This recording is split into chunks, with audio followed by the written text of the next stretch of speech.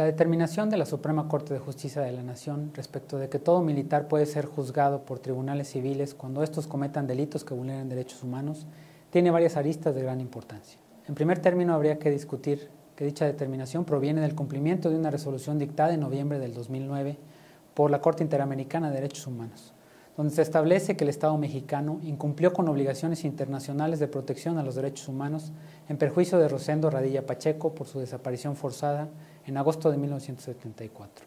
Y como reparación, la Corte Interamericana dispone que el Estado mexicano deberá, entre diversas acciones, indemnizar a la víctima, realizar la búsqueda efectiva del señor Rosendo Radilla Pacheco o sus restos. Asimismo, también al Estado mexicano se le obliga a modificar tanto el Código de Justicia Militar como el Código Penal Federal para efecto de adecuarlo a la Convención Americana de Derechos Humanos y más aún, concretamente, a la Convención Interamericana sobre Desaparición Forzada de Personas, circunstancia esta que aún se encuentra pendiente en el Poder Legislativo.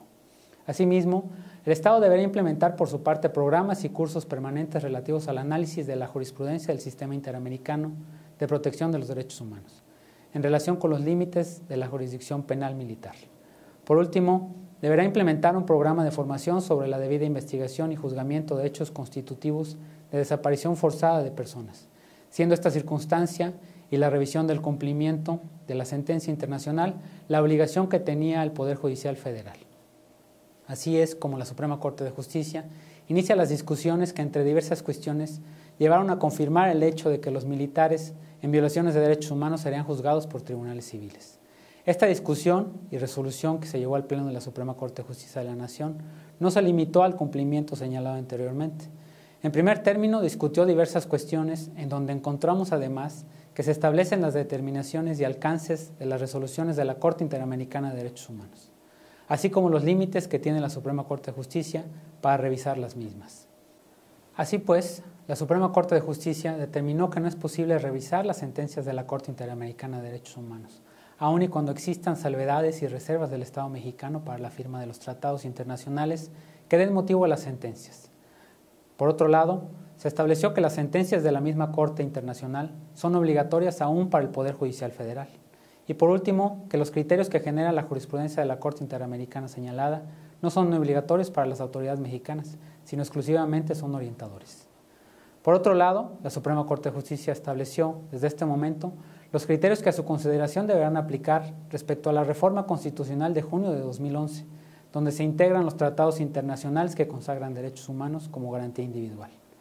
Así, la Suprema Corte confirmó, con criterio orientador, que el fuero militar prevalece siempre y cuando no se trate de delitos que vulneren derechos humanos consagrados en tratados internacionales, entre ellos los tratados relativos a la desaparición forzada y la tortura. Asimismo, la Suprema Corte de Justicia estableció e interpretó desde este momento que cualquier autoridad de los diversos niveles de gobierno tiene la obligación de velar por el cumplimiento de los tratados internacionales que consagran derechos humanos, aún en contra de las propias leyes mexicanas, dentro de su competencia. Cabe hacer mención que aún se encuentra pendiente la reglamentación que aplicará para estos casos, incluyendo la reforma a la Ley de Amparo, que ahora también protegerá a los individuos en contra de las violaciones que sufran con motivo de tratados internacionales que contemplen derechos humanos. Esta determinación es el principio de una nueva justicia mexicana que considera como punto fundamental la protección de los derechos humanos consagrados en los tratados internacionales. Habrá que ver qué tan preparados y capacitadas están realmente las autoridades de los diversos niveles de gobierno para la implementación de esta nueva realidad mexicana.